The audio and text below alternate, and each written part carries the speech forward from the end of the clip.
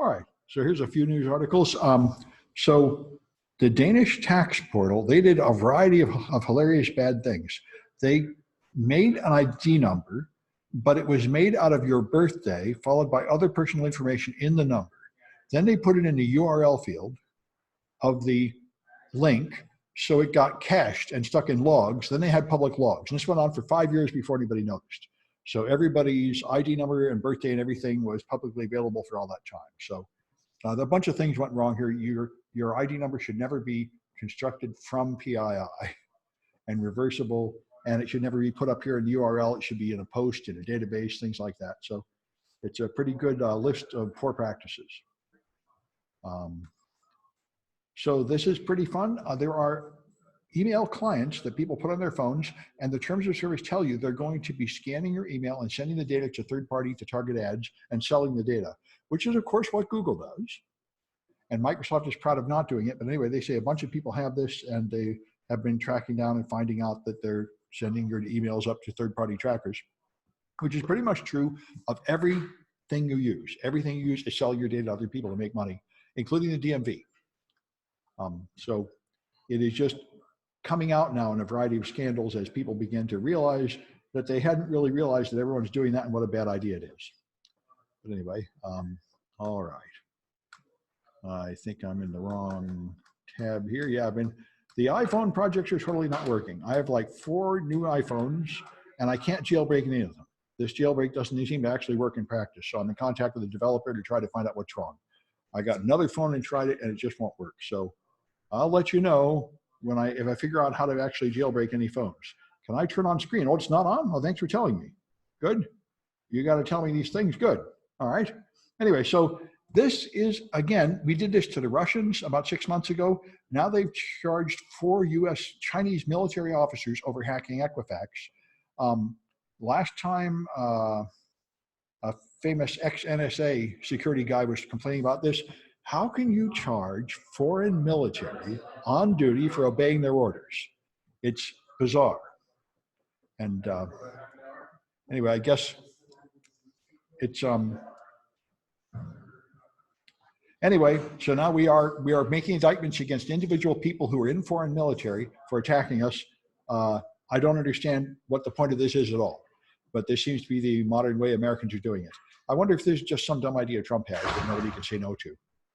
You can't normally charge foreign military for attacking you, individual soldiers. Anyway, so Senator Tom Cotton claims that coronavirus is a bioweapon that's escaped from Chinese research labs, which sounds like the kind of nonsense that Trump would make up. And they're saying, in fact, they don't have a good response here. Whoever the CZN, which is, these guys think he might be right. This is very hard to believe.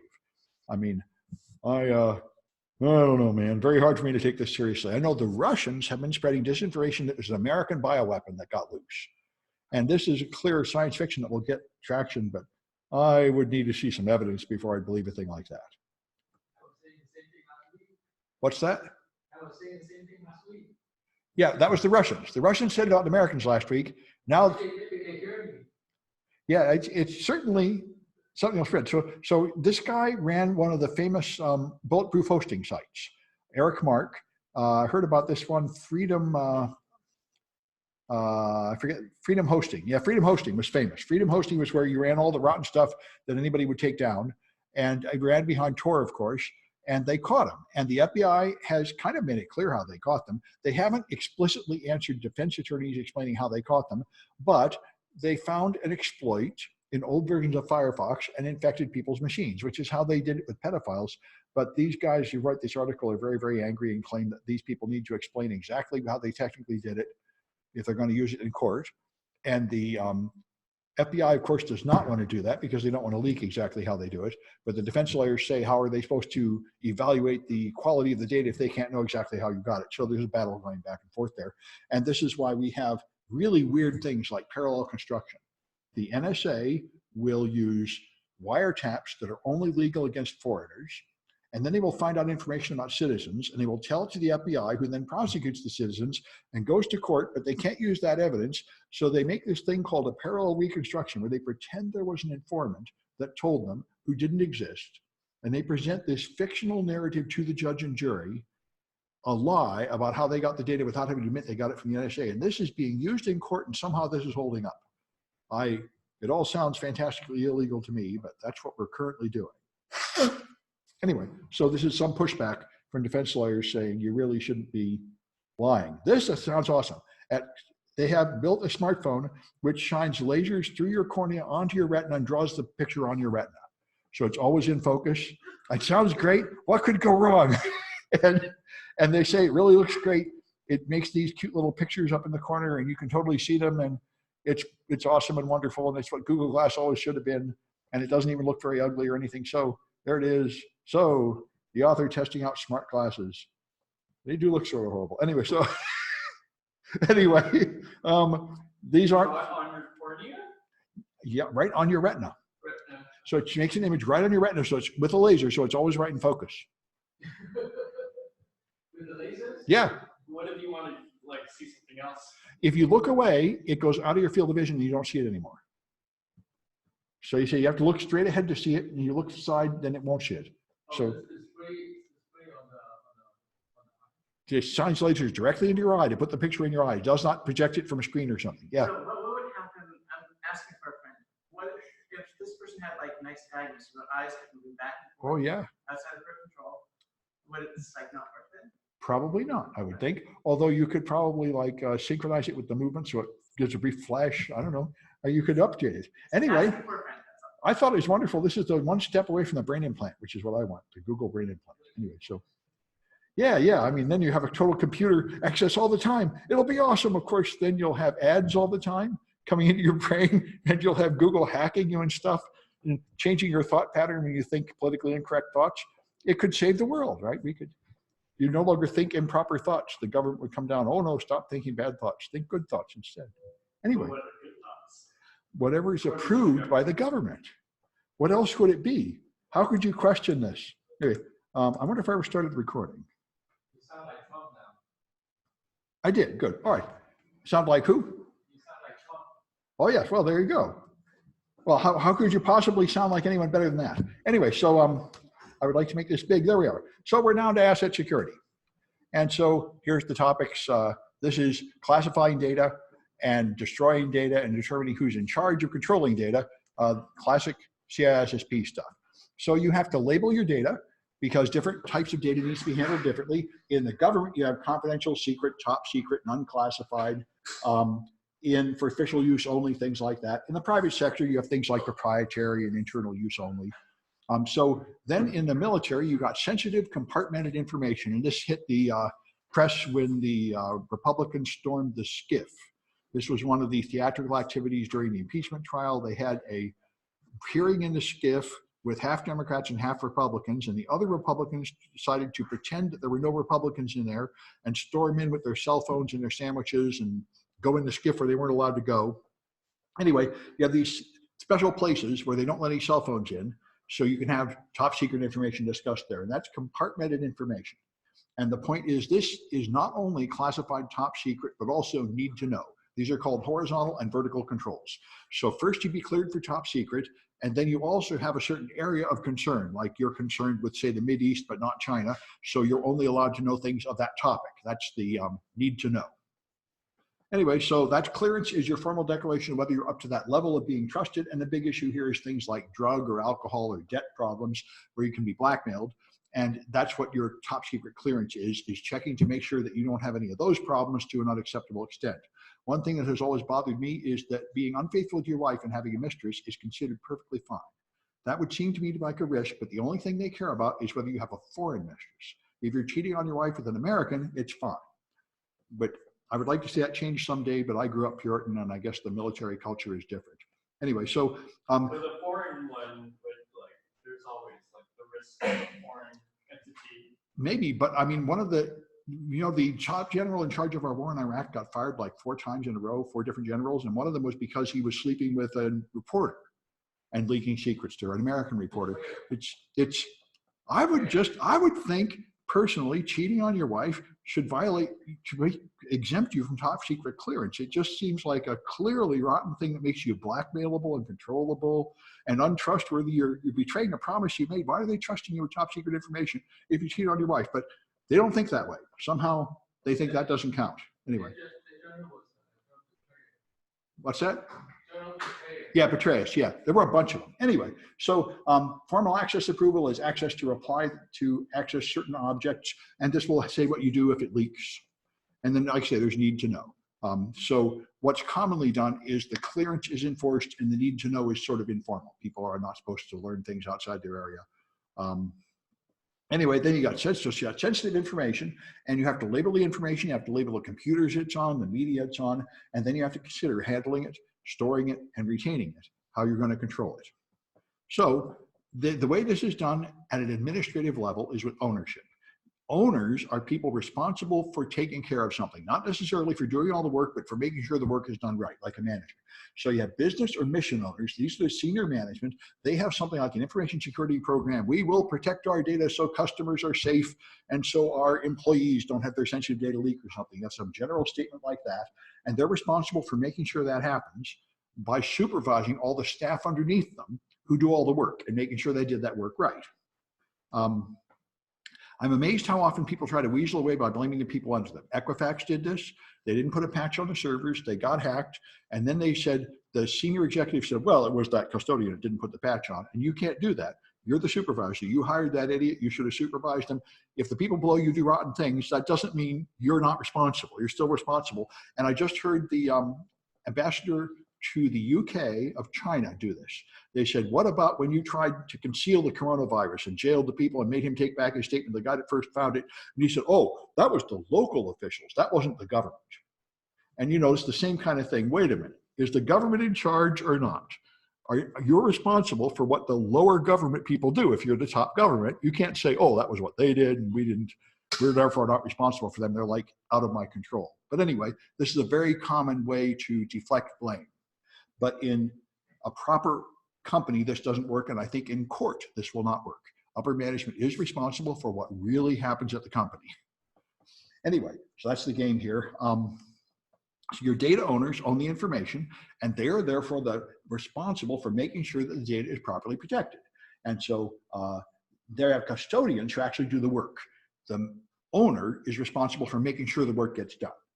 So that's the game here. And by the way, in a discretionary access control system, which is the lowest security model and only used by, say, home laptops and stuff, there's a person called the owner who then makes all the decisions, but that's because it's a insecure model where there's just one person, and if you own a folder, you can share it, and that's not used in any more secure company. Anyway, so their system owners are people responsible for the physical devices, and again, they have to make sure that the physical devices are secure and they get patched and the cables are correct and all that jazz. And again, they'll have custodians under them that actually do the work, and the owner is the person responsible for making sure the work is done correctly. So the custodian does the actual hands-on work, and they're obeying orders from the owner. So they're putting on backups, repairing systems, and all that jazz, but they don't make any critical, they're basically just obeying the orders they get from above. So they're not deciding policies, they're just implementing policies. And then, of course, there's users, who are the people who are just trying to do work on the machines. They're not responsible for setting them up or maintaining them or patching them or anything. You have to explain what their requirements are. And typically that's stuff like don't share your passwords and don't write them somewhere obvious and all that jazz. And don't be putting copyrighted software on the machines you bring in from home and stuff like that. All right, then you got data controllers that manage the data, and data processors that actually process the data. And this is common in places like human resources, where you have a bunch of people handling sensitive data, like your employees, social security numbers and bank account numbers and stuff. So you've got the same thing there. Managers above the people that do the actual work, and the managers are responsible for making sure that the people doing the work are doing it correctly and not sloppily leaving the data where it's going to get stolen.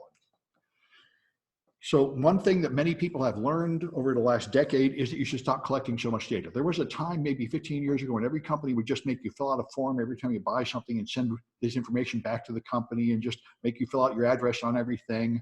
And it was just done everywhere, even when they didn't have any clear plan what to do with it. And now they've begun to realize that taking a bunch of extra data from your customers implies a responsibility to protect that data that you probably really don't want. I remember when we had the hacking lab upstairs and I was in charge of it, one time I was going to put like a camera there and record everything. And I realized if I did that, I would create this data, which I'd then have to be responsible for. Law enforcement would ask to see it. It might get stolen. And I said, you know, it'd probably be better just not to create that record, which I really don't feel like taking the responsibility of caring for. And that's what all the companies have figured out too. Just don't collect data you don't need, and then you save yourself a lot of trouble. So I got some Cahoots. My Firefox should be ready to go, and it looks like it is. So 2A asset security. All right. Good. I've restored my cookies after erasing them.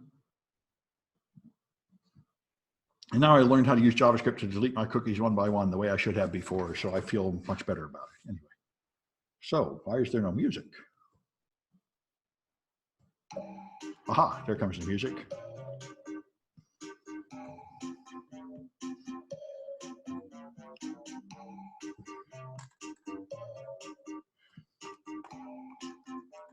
And it is 2:10. All right. All right, and I've got, oh, a chat message. It's stupid. Well, I could have been many things, all right, anyway. All right. That's one of those comments which needs a little more context, but anyway, we'll carry on. So I got 12 people online, 11 people online, and 3 or 4 in the room, so I better wait a bit. 6 seems like not enough Cahooters.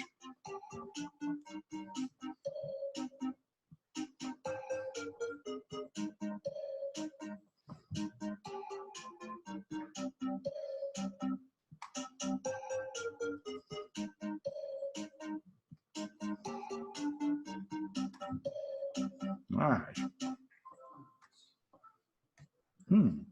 Did they mute on me again?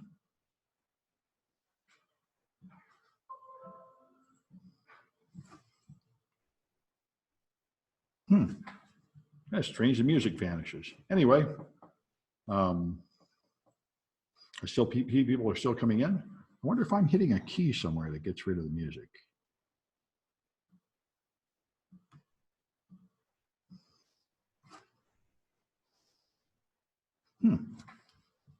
Maybe Kahoot has a default. Ah, there's something up here. Change lobby music. Ooh. Ooh, this is new. Okay. Oh, I like this. Okay.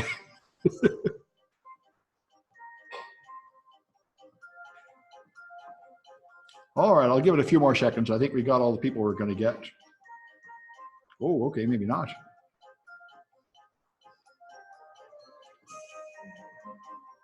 All right.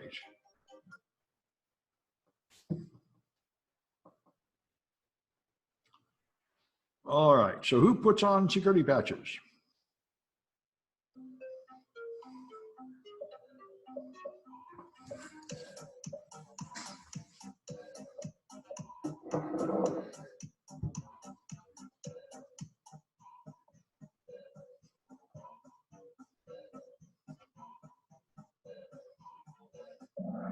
Okay, the custodian, good.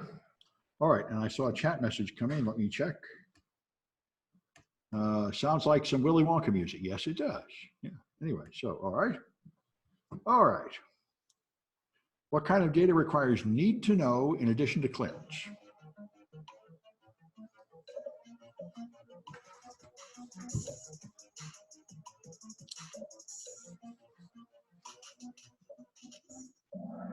That's it. Sensitive compartmented information. That's what it's called. And you have to view it in a SCIF, a sensitive compartmented information location. I forget what the F stands for. Facility or something. All right. So who's the manager who makes sure that the security patches are applied?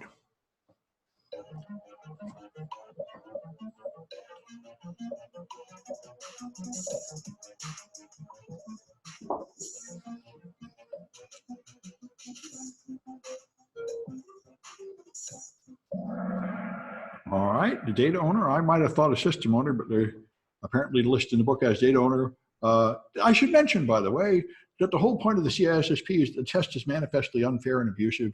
So these Cahoots are living up to that. Anyway, so anyway, I wouldn't struggle too much with that. But when you get to the actual transcender practice test, be sure and practice those until you get them, because those are cruel in exactly the same way as the real test.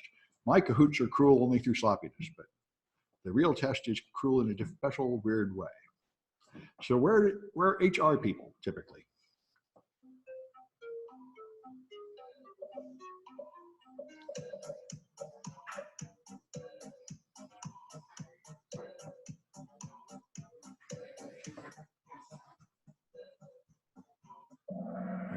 data controllers. That's what they have. They aren't IT people, but they're people that control data. Anyway, Oh, good.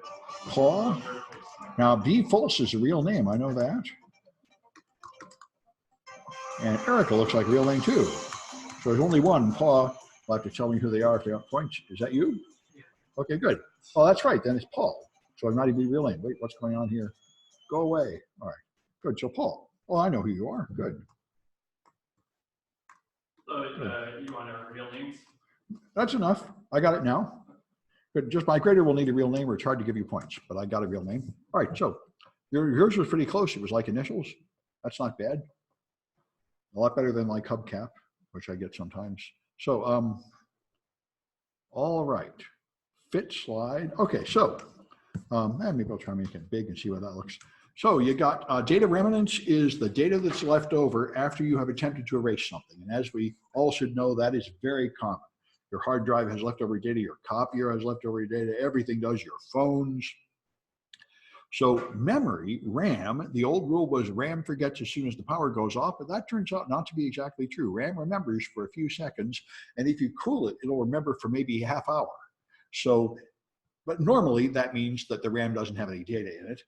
Power's been off for half an hour at least. There's all kinds of other memory on the chips too, which hold data for only a fraction of a second under normal circumstances. RAM is technically volatile. When you turn the power off, before too long, it's gone. ROM is not volatile, remembers forever. And like I said, the cold boot attack showed us that if you chill the RAM, it'll retain the data for a long time, like 15 or 30 minutes. You can actually freeze the chip, pull it out of the machine, put it in another machine, and steal the data off it, which is pretty annoying. The old-fashioned memory was SRAM. SRAM is static and expensive. DRAM is slower and cheaper. It forgets a lot, has to be refreshed all the time. And firmware is what goes in the BIOS or the ROM chip, and these are things that rarely change. The BIOS remembers for a long time. Technically, it needs power to remember, but there's a long-lasting battery on the motherboard, so it actually, in practice, remembers data for a long time. But there's nothing personal in the BIOS. It just has information like how many hard drives you have or something. So PROM, you can write once. That's the old-fashioned ROM, and if you want to change it, you have to throw it away and get it off your chip. Then people had erasable ones.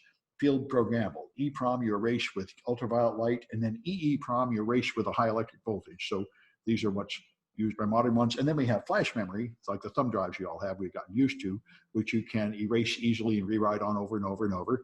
So they're faster than EEPROMs, but slower than magnetic disks. SSDs are the new hotness because they're very fast. And so they use large block size. The problem with these things is they have a high failure rate. So that when you buy an SSD, you get a bunch of extra blocks, and the controller silently replaces blocks that fail with extra blocks. So there are blocks that contain old data that can never be read or erased anymore. So even when you try to erase every block you can see, there are blocks that have been declared to have an error, which still have an unknown amount of other data that you can't see or erase. So these things are very dangerous in that regard. You can never really be sure you've got all the data off them. So yeah. There's no program that will completely erase it. There are, that will do what? You can do an image, but you won't get all the data. You'll only get an image of the, no, there is no program you can get that will get all the data off an SSD. The only way to do it that's known is to either hack the firmware for that specific model, or to do what's called chip-off forensics, where you take it apart and put the chips in another device and read the bits one by one. That's the only way to get all the data off it. However, you can get all the active data off it by just copying all the part you can see, and that's what most people settle for. But if you actually wanted to like donate a computer to a school and then sign a document promising that you made sure there was no corporate data on there, it's a problem. And that's why the only way to do this, there's even an ATA erase command, an intrinsic erase command that comes with the firmware, and that is supposed to erase the whole thing, but you have no way to check to see if that's true. And frequently, my friends tell me in the industry, they frequently do fail and not really erase it all. So there are only two ways to do it. One is to physically destroy the drive, which is what most people do. And the other is to do what the iPhone does. You turn on encryption before it's ever used. So every block is always encrypted. And then when you clean it, you delete the key. That technique has proven very good in practice. If you set an iPhone back to factory settings, as far as anybody can tell, all the personal data is really gone, and no one's ever going to get it. That is a working solution. And you could do that with an Android phone, but most of them do not have encryption on by default. Anyway, so then you reach the general category of data destruction. You've got printouts and hard drives and phones and everything. You have to somehow get rid of the data. So they call this shredding or wiping. Deleting a file does not erase anything. That just renders those blocks available for future use.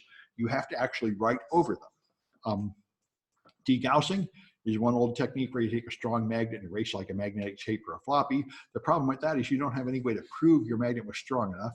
In principle, it can be secure. In practice, it's hard to be sure. Physically destroying the storage media is by far the best solution. And since Moore's law constantly moves forward, it is almost always the case that whatever you're trying to destroy is a few years old and its actual retail value is now essentially zero. So realistically, it makes a lot more sense to just physically destroy it than to bother donating it to somebody because it's not worth much anyway. Most people just shred things. All right, let's take a look at the hoops, which are here. All right.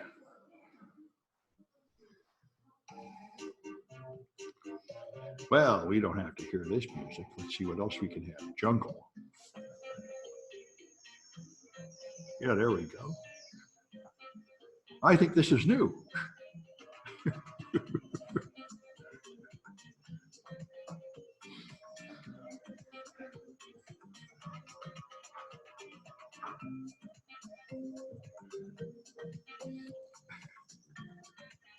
There we go, Mowgli. Yeah, there you go. All right, I'll give it a few more seconds. All right.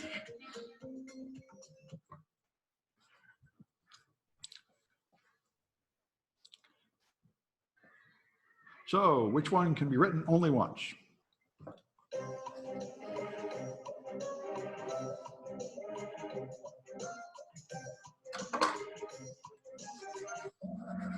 That's the problem. Programmable read-only memory. You can write it only once. There's no erase function at all. That's the old-fashioned ROM chip. Okay, which one retains data longer when cooled?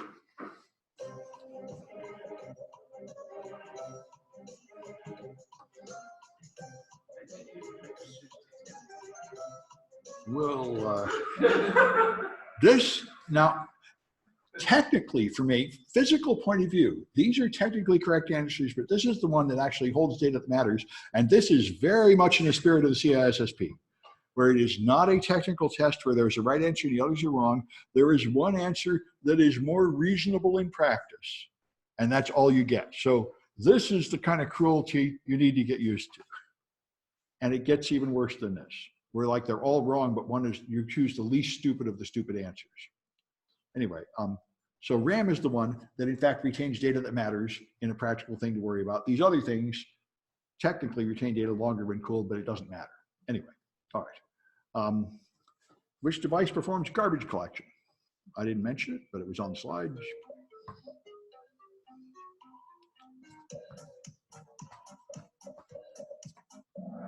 Yeah, it's the SSD. I demonstrated this at DEF CON. The SSD silently erases data in the background. So in fact, SSDs typically do not have as much data on them as hard drives because they silently erase most of the unused data in order to make room for new data. Anyway, they call that process garbage collection, but it is not perfect and it is often turned off. So you cannot count on it. But in practice, frequently SSDs do not have much data remnants because the garbage collection deletes most of it. And when you're discarding an unencrypted SSD, how should you clean it?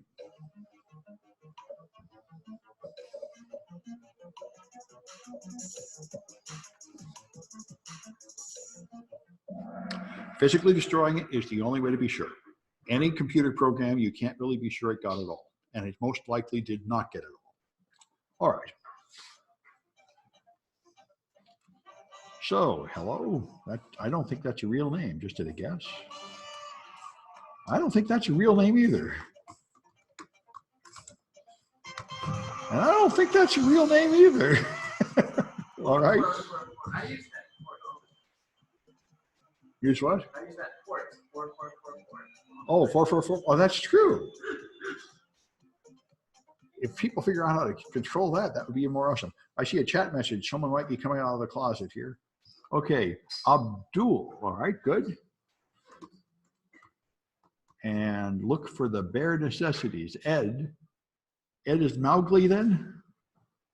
Maybe not. Yes, okay, Ed is Mowgli. Ed seems like a Mowgli, yeah. Okay, all right. And Jungle Dancer.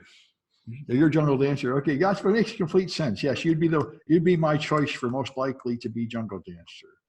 Okay, good. All right, so I identified the students, which is my main role here. All right. So then you got data security controls. So certification is when you decide that the system is good enough for the data owner to accept it. This means it meets the official requirements. It's certified up to a certain level, and accreditation is when they decide to accept it.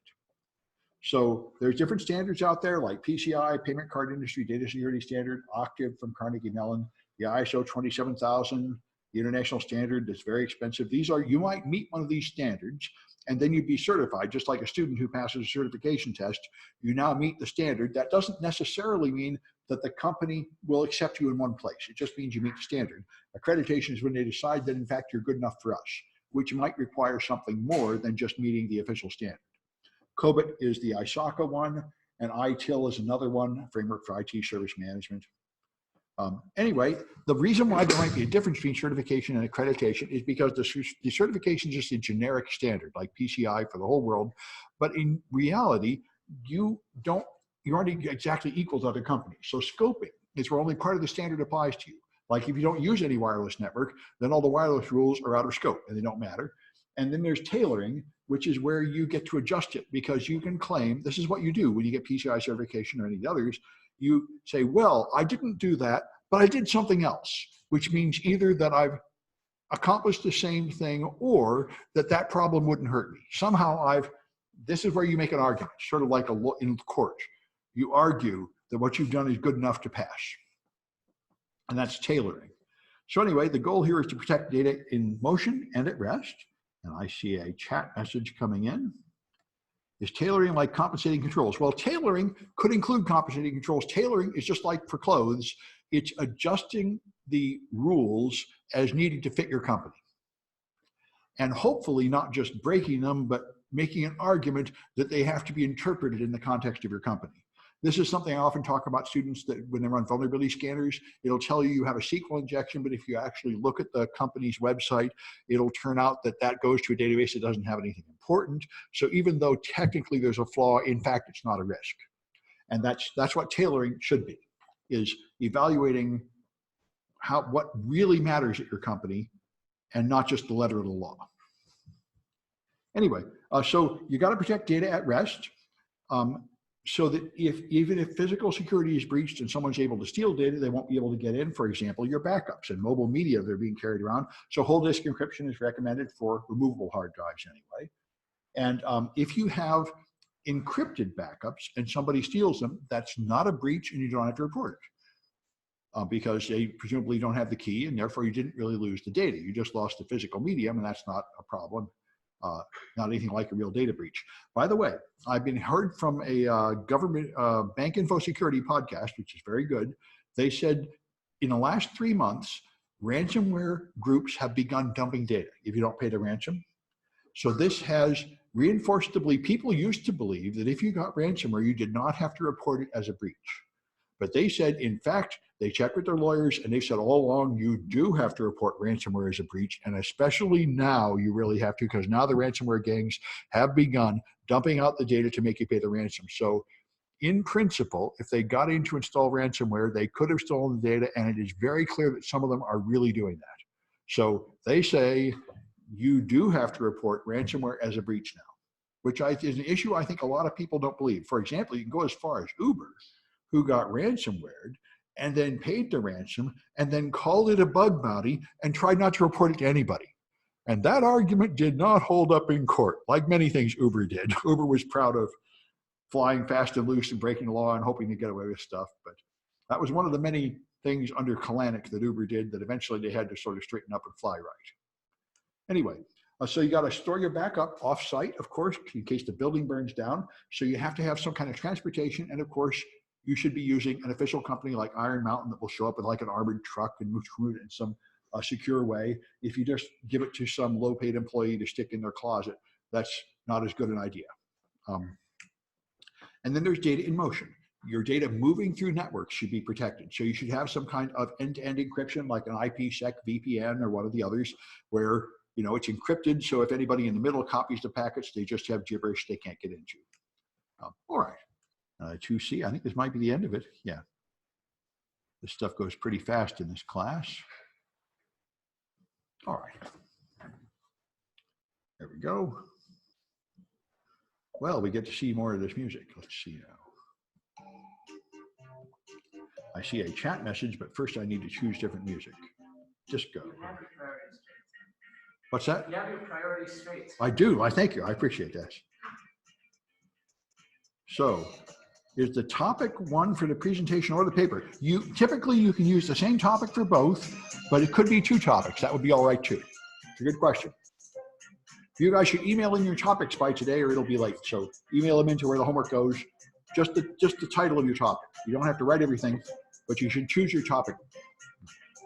So. Oh, I haven't heard this before.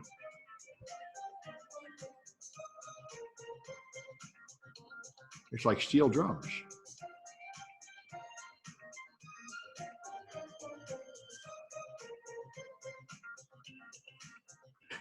Someone's got a frog. I think that's Caitlin. I saw her struggling with her phone. That's a pretty cute frog. Somebody put some effort into these icons. I'll give it a few more seconds. I think we may have had one casualty. Oh, yep, apparently so. Chat message. Sounds like from a cartoon show. Yes, I think they all do. Good. And that gave us enough time for another person to join. So let's do it.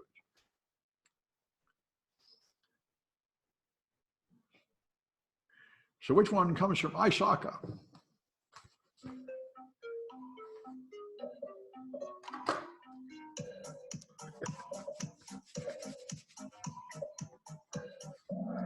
That's COBIT. Yeah.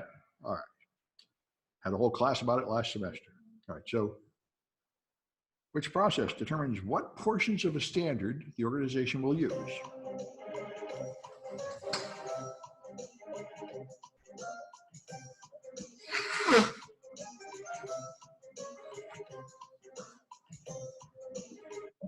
That's scope. Scope is what part applies to you. All right. And what you have to do after a breach.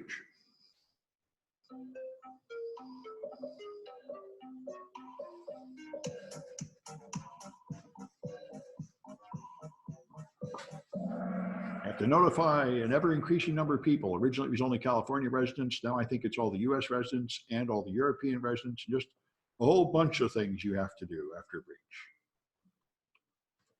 And the international standard.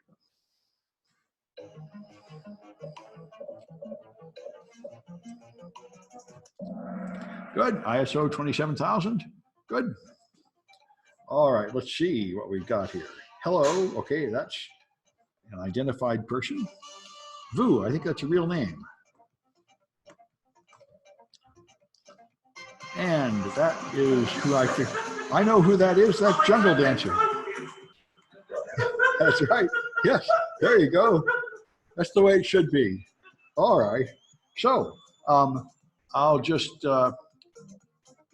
leave this page. I see a chat message which says, that's just the cutest frog. It really is the cutest frog. I agree.